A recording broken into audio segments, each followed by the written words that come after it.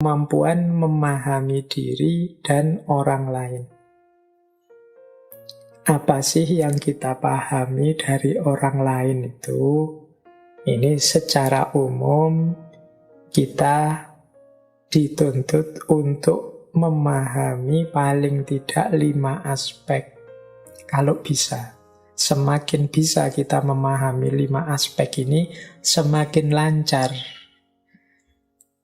kemampuan kita berinteraksi dengan orang lain. Semakin kita bisa relate dengan orang lain. Yang pertama apa? Yaitu pemikiran dan emosi, thought.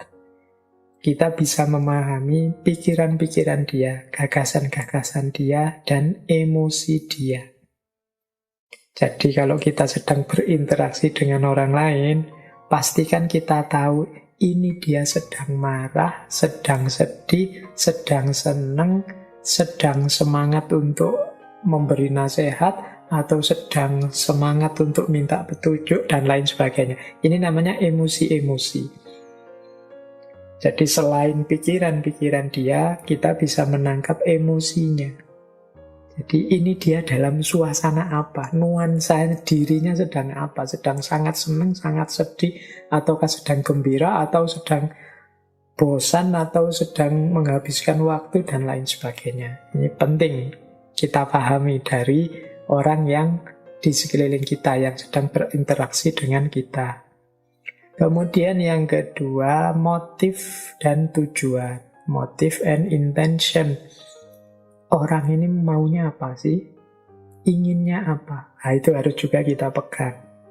Karena interaksi antara dua orang itu kan selalu ada tujuannya. Inginnya apa? Oh enggak kok, ini dia ngobrol sama aku ini sebenarnya untuk menghabiskan waktu saja. Oh dia ini ingin mendapatkan petunjuk. Oh dia ini sebenarnya hanya ingin punya teman baru aja. Oh dia ini sebenarnya hanya ingin nambah kolega saja, dan lain sebagainya. Nah ini penting kita pahami. Alhamdulillah kalau kita bisa masuk ke 3 aspek selanjutnya. Yaitu yang pertama apa? Prior knowledge atau experiences. Jadi pengalaman-pengalaman dia sebelumnya. Orang ini seperti apa sih? Dia sudah pernah mengalami apa saja? Nah, itu penting.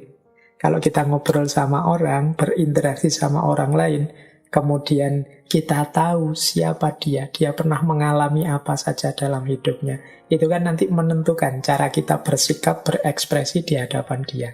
Secara lebih hati-hati, biar tidak keliru, biar tidak salah. Nah itu namanya prior knowledge. Kita tahu, oh orang ini dulu pernah mengalami kejadian luar biasa, misalnya keluarganya mengalami bencana ini sehingga dia ini sekarang jadi orang yang agak murung. Nah ini kalau kita lebih punya data ini akan lebih nyaman kita berinteraksi, sehingga mungkin dalam berkomunikasi kita bisa menghindari hal-hal yang tidak mengenakkan dan bisa menjaga kenyamanan kita bersama dia. Nah, itu yang ketiga, experiences. Yang keempat, belief. Prinsip-prinsip hidupnya, termasuk mungkin agamanya.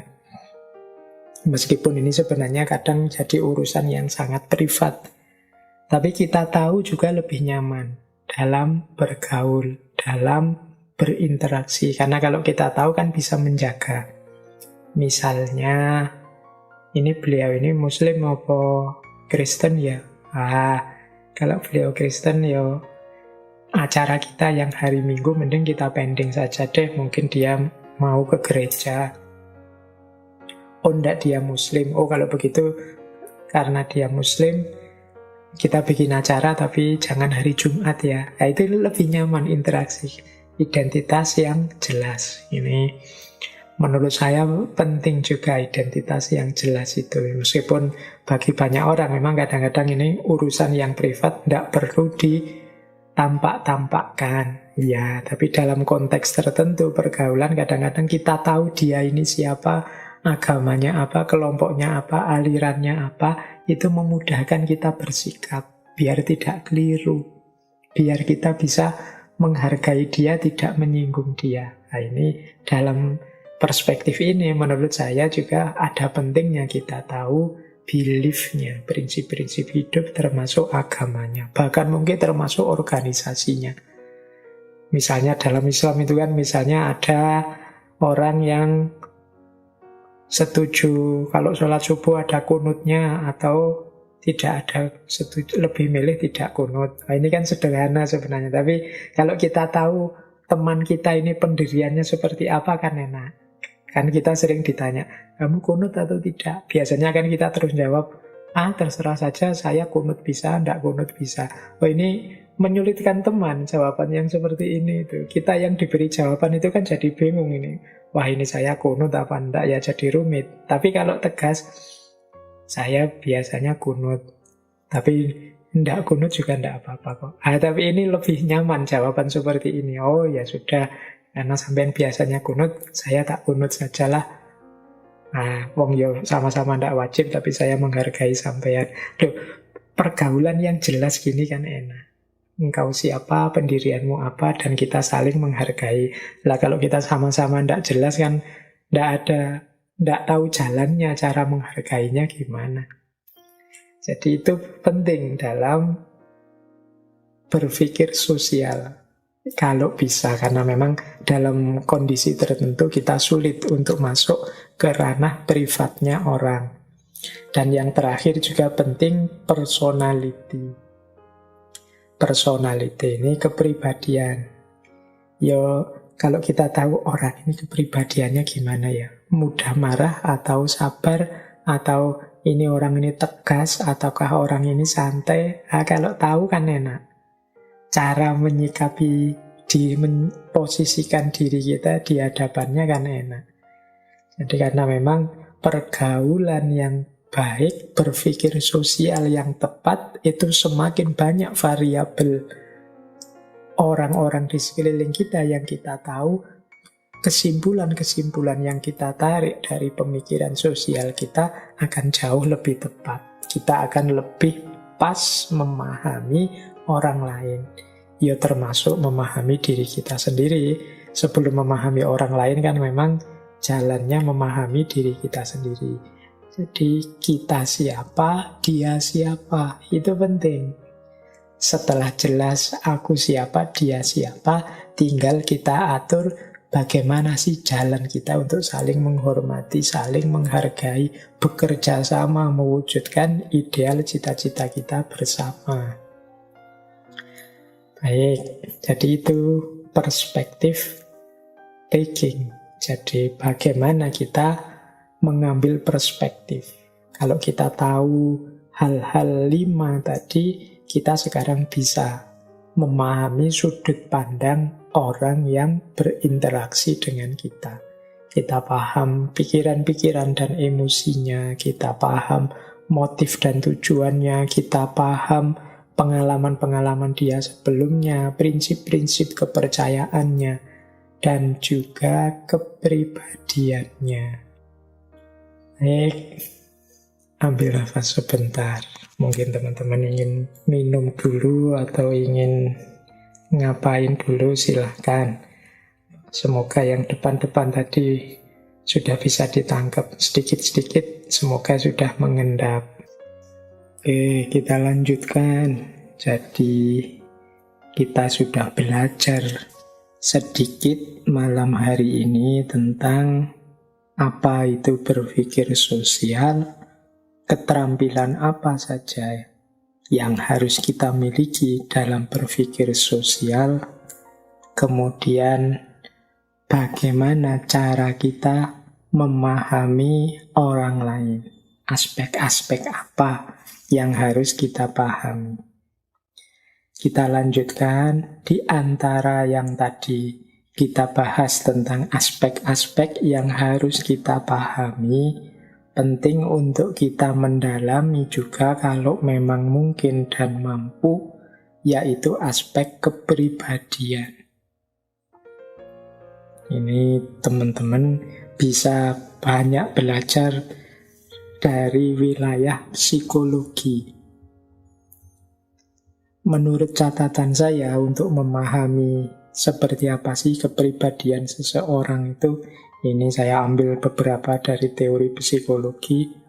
Ada 4 jalan kita bisa memahami pribadinya orang lain.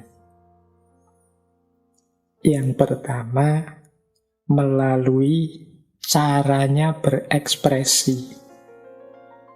Yang kedua, kita pahami melalui caranya memperoleh informasi. Yang ketiga, kita simpulkan dari cara dia memutuskan. Dan yang keempat, kita simpulkan dari caranya bertindak, caranya melakukan sesuatu. Jadi ini 4 strategi untuk memahami kepribadian orang lain. Gaya ekspresinya, cara dia memperoleh informasi, cara dia memutuskan, dan cara dia bertindak. Mari kita lihat satu-satu ya. Macam-macam dari 4 hal tadi. Yang pertama, gaya berekspresi. Ini kalau dalam dunia psikologi, dulu kita pernah belajar tentang seorang filosof psikolog namanya Jung. Atau lengkapnya Carl Gustav Jung. Dulu kita membahas beliau dalam babak atau episode 1 bulan kita membahas tentang kepribadian. Nah, dari teorinya Jung ini, dalam hal gaya berekspresi manusia bisa dibedakan 2 gaya. Yang pertama gaya ekstrovert, yang kedua gaya introvert. Nah, ini penting kalau kita bergaul dengan orang lain. Kalau bisa kita membaca yang bergaul dengan saya ini orangnya ekstrovert apa introvert. Biar kita tidak salah menyikapi dia. Kalau orang ekstrovert itu orang yang lebih fokus pada hal-hal yang kelihatan, yang lahiriah. Pada tindakan, pada peristiwa, pada orang-orang. Sementara yang introvert lebih fokus pada hal-hal batin, emosi, rasa, pengalaman. Kalau orang ekstrovert senang berinteraksi, tapi orang introvert lebih suka sendiri. Orang ekstrovert senang dengan keramaian. Kalau orang introvert suka dengan ketenangan. Nah, ini kan berarti kalau kita tahu, oh orang ini introvert, jangan diajak keluar-keluar lama-lama. Dia tidak suka pada keramaian-keramaian. Kalau ngajak jalan, yang arahnya menuju ketenangan, kedamaian. Mungkin di tempat-tempat yang tidak terlalu ramai, yang sifatnya kontemplatif, dan lain sebagainya. Kalau orang introvert. Kalau orang ekstrovert, ya tidak masalah, kita ajak ke keramaian, kita ajak bertemu orang banyak, dan lain sebagainya. Nah, ini perlu kecerdasan, kita menyikapi lawan komunikasi kita. Kalau orang ekstrovert lebih suka aksi, kalau yang introvert lebih suka refleksi. Nah, ini juga penting kita pahami. Jadi, mungkin kalau kegiatan-kegiatan lapangan yang rame, yang ketemu banyak orang, ini lebih asik kalau ngajak orang ekstrovert. Tapi kalau kegiatannya sarasehan, diskusi, pendalaman-pendalaman, nah orang introvert mungkin lebih asik. Kalau orang ekstrovert itu lebih fokus pada keluasan. Sementara orang introvert itu lebih fokus pada kedalaman. Orang ekstrovert lebih suka didengar dan dilihat. Sebaliknya orang introvert mungkin lebih suka melihat dan mendengar saja. Nah, ini kan berbeda. Jadi kalau kita mengamati gaya berekspresi teman kita, orang-orang sekeliling kita, saudara kita, atau siapapun, bisa kita pahami kepribadiannya paling tidak dari 2 kategori ini. Nah, kalau kita sudah paham, kita bisa mencari yang cocok dengan tipe-tipe ini. Oh, adikku yang nomor sekian ini agak introvert. Berarti kalau tak ajak jalan, lebih suka ke mungkin gunung-gunung yang sepi, atau laut-laut yang tidak terlalu rame. Sementara adikku yang ini, dia ekstrovert, ekspresif. Mungkin dia suka kalau ke taman bermain yang rame, atau ke alun-alun, atau kemana. Nah, ini salah satu jalan bagi kita untuk memahami kepribadian. Gaya ekspresi. Apakah ekstrovert atau introvert? Jalan memahami kepribadian yang lain dalam rangka agar kita cerdas secara sosial, berpikir sosial yang canggih adalah kalau mampu, mari kita gali bagaimana cara orang-orang sekeliling kita, teman kita, atau siapa saja, cara dia memperoleh informasi. Jadi, cara dia memperoleh pengetahuan. Dia ini dapat pengetahuan banyak dari mana. Nanti ada dua gaya, dua jenis. Kalau tadi ekstrovert, introvert, kalau cara memperoleh informasi ini ada dua jenis, yaitu sensing dan intuiting. Jadi kalau sensing itu mungkin memahami secara materi, pemahaman berdasarkan yang kelihatannya saja pakai panca indera. Kalau intuiting itu memahami dengan intuisi, dengan inspirasi, dengan imajinasi. Kalau yang sensing ini mengandalkan yang kelihatan, panca indera. Fokusnya pada masa kini, jadi yang sekarang kelihatan. Kalau intuiting itu biasanya fokusnya pada masa depan, ide-ide, kemungkinan-kemungkinan yang bisa terjadi. Kalau orang dengan gaya sensing itu biasanya fokus memperhatikan detail kecil-kecil yang tampak-tampak. Jadi teliti sekali, mungkin ada keliru-keliru dikit yang bisa dicari, dia akan kelihatan. Tapi orang intuiting itu lebih suka melihat secara umum, general. Lebih fokus pada kesan-kesan awal, kesan umum yang ada apa. Jadi dia kurang memperhatikan detail. Tapi dia lebih mengarah pada perspektif-perspektif. Kalau orang sensing suka dengan yang praktis, practical, yang bisa dijalankan. Kalau orang intuiting lebih suka inovasi-inovasi, membuat baru. Orang sensing lebih suka konsistensi, menjalankan tradisi yang selama ini berjalan, aturan yang sudah disepakati bersama.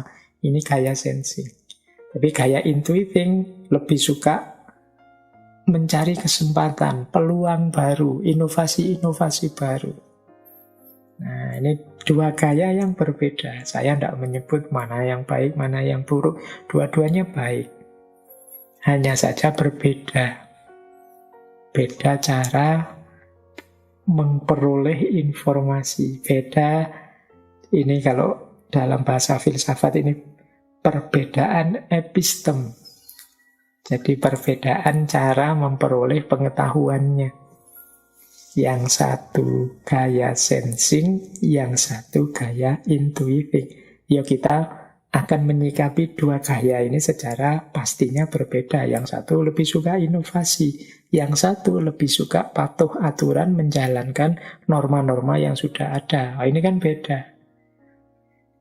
Jadi sikap kita pun nanti harusnya beda menghadapi dua orang ini. Kalau orang yang sukanya intuiting, mencari kesempatan, peluang, inovasi baru, kok kita paksa agar patuh pada aturan, konsisten, jangan berpikir macam-macam, dia akan sangat tersiksa. Kalau seperti itu gaya kita di depan dia, ya itu namanya kita tidak cerdas secara sosial, tidak mampu berpikir sosial dengan baik. Nah, ya bisa jadi kita jadi putus hubungan dengan dia, wong dia tersiksa dengan hadirnya kita. Itu yang kedua. Yang ketiga, cara memutuskan. Jadi cara mengambil keputusan. Ini juga ada dua gaya. Gaya yang pertama, gaya thinking, berpikir. Gaya yang kedua, gaya feeling, merasa. Orang yang thinking itu kalau memutuskan sesuatu lebih banyak pakai logika. Dia berpikir objektif, melakukan analisis-analisis logis. Nah, orang yang mengandalkan feeling itu banyak memutuskan secara subjektif, mengandalkan perasaan-perasaannya. Biasanya patokannya standar-standar nilai yang diyakininya. Jadi ini dua-duanya sama-sama baik. Tapi kan kalau yang akal bisa sampai pada kebenaran, Pak, yang feeling juga bisa sampai pada kebenaran. Kalau urusan sampai pada kebenaran, dua-duanya bisa. Keliru juga dua-duanya bisa. Wong ini jalan, ini cara. Jadi tidak ada cara itu yang universal, selalu benar, atau selalu salah. Pasti ada kurang dan lebihnya. Ada memang orang tipenya tipe thinking. Apa-apa harus dipikir dulu secara rasional. Pertimbangan-pertimbangannya rasional. Ini baik. Tapi ada orang yang pertimbangan-pertimbangannya subjektif, pakai rasa. Mungkin teman-teman ada ya teman yang kok rasanya ndak enak ya, ndak srek ya. Mungkin yang pas ini deh. Kalau yang itu aku ndak srek. Ada kan yang begitu. Itu gaya feeling namanya. Jadi andalannya apa? Standar-standar nilai yang selama ini. Jadi kalau ada hadis kan, ada hadis itu yang bilang bahwa dosa itu maha kafi sodrika wakarihta ayat tolia alaihin nas. Dosa itu apa yang berguncang, haka itu bergoyang hatimu. Jadi ada rasa ndak enak, ada rasa ndak nyaman dalam batinmu, dan engkau ndak suka kalau orang lain tahu. Nah, ini kan parameternya ini dosa apa ndak, selain kita cari di kitab-kitab suci ajaran para ulama. Kalau ini thinking, itu dosa apa ndak, dalilnya apa, argumennya apa. Tapi ada juga gaya feeling. Kalau kamu rasanya ndak enak, ingin ngomong itu, rasanya nggak enak, ingin melakukan itu, kemungkinan itu dosa. Nah ini namanya feeling, memutuskan berdasarkan perasaan yang subjektif. Jadi yang satu analisis logis, yang satu standar nilai. Meskipun ada yang bilang, kalau thinking ini karena sifatnya norma-norma yang pasti, rasanya agak kaku, tidak fleksibel. Yo, karena pakai logika. Logika itu kan 1 tambah 1, 2. Setengah lebih kecil dari 1. Kalau A, ya A. Kalau B, ya B. A tidak sama dengan B. Nah, ini rasanya lebih kaku. Sementara yang feeling ini lebih luas, lebih adaptif. Karena menghadapi situasi apa saja, dia meraba dengan rasanya. Ini cocok apa enggak ya? Ini sesuai apa enggak ya? Mungkin yang pas ini deh. Mungkin yang sesuai ini deh.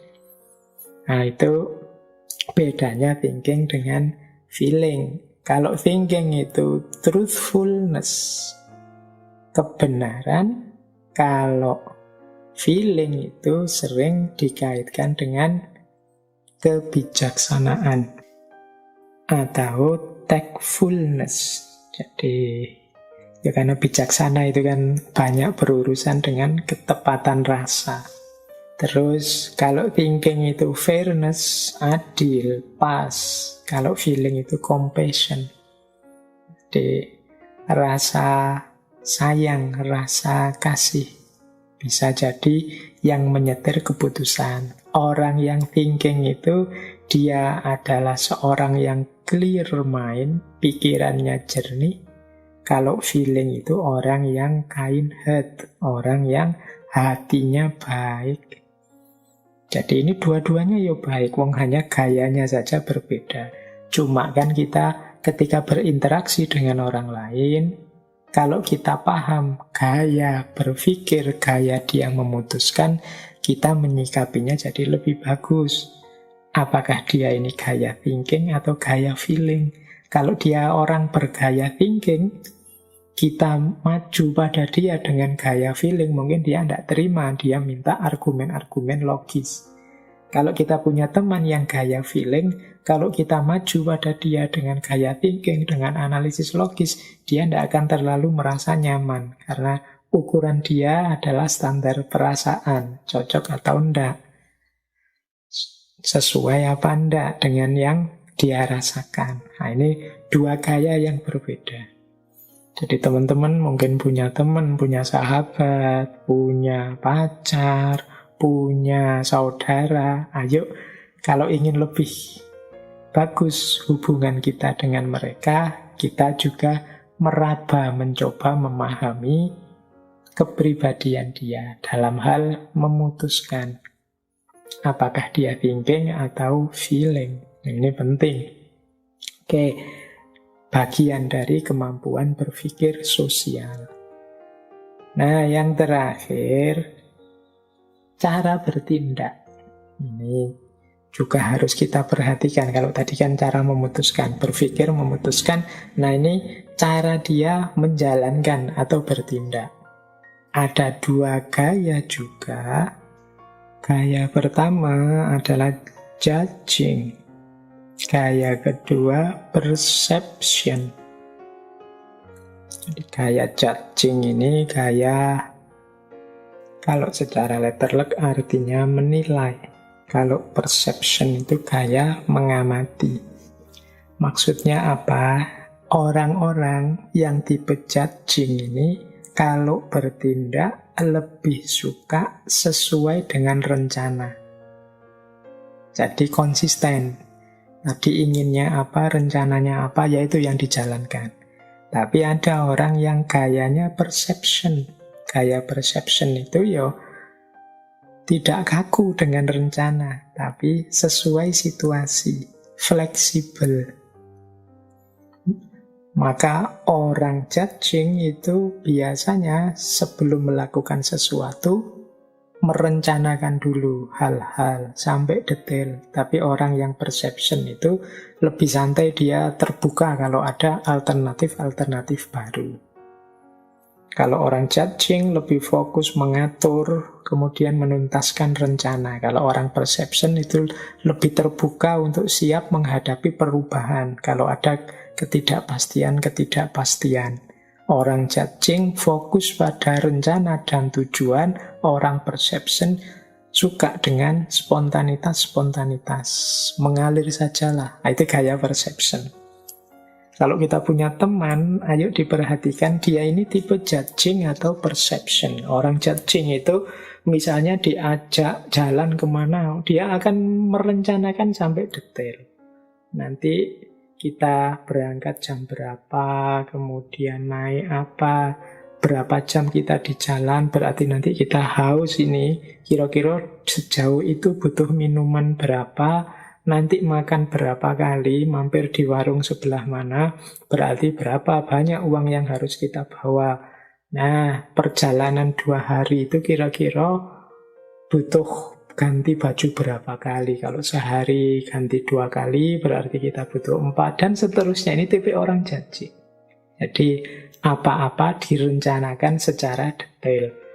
Kalau kita punya teman seperti ini, kemudian kita sembrono, ala jalan sajalah, yang penting kita nanti kalau ada masalah diatasi belakangan. Dia pasti jengkel luar biasa.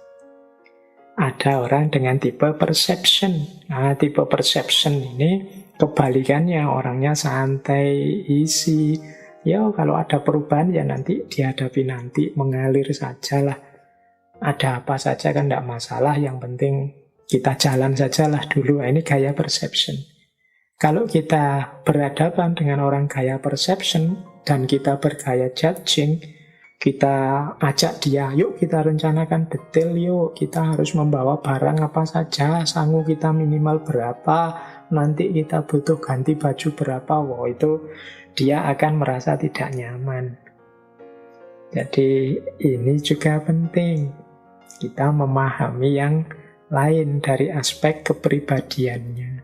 Jadi ini kunci-kunci yang penting untuk kita pahami dalam rangka meningkatkan kapasitas social thinking kita.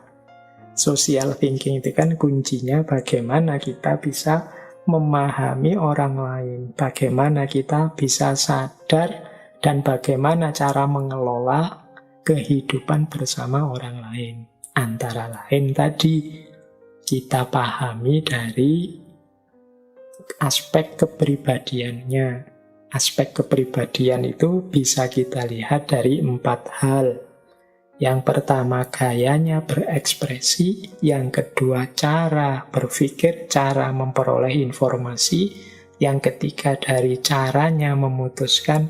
Dan yang keempat, dari caranya bertindak.